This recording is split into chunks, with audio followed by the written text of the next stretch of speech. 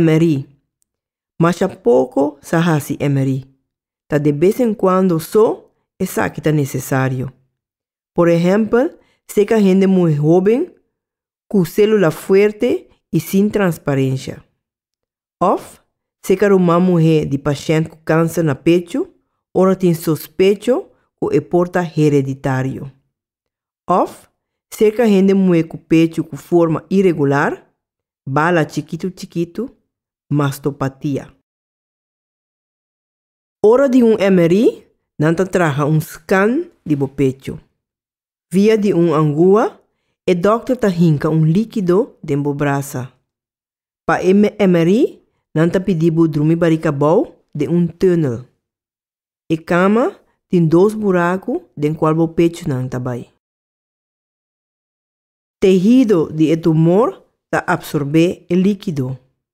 Que men, se em caso tem tumor, está claro na vista.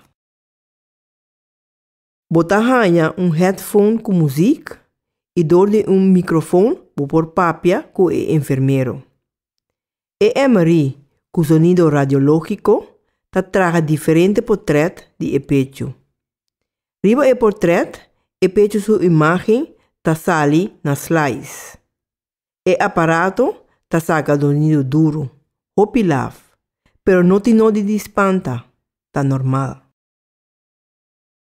Para Kiko MRI, tem viagem difícil para paciente?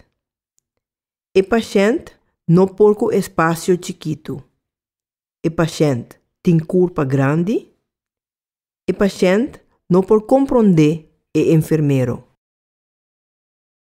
Para Kiko não se faz MRI com frequência. Eta teste que dura largo, 30 minutos. Paciente por sentir medo, não da turca minda tem aparato de MRI disponível. Tem viaja e MRI por fazer falta dentro de resultado que por trazer preocupação innecessário. Hopi viaja, mamografia e ecografia tá suficiente. Tá teste hopi custoso.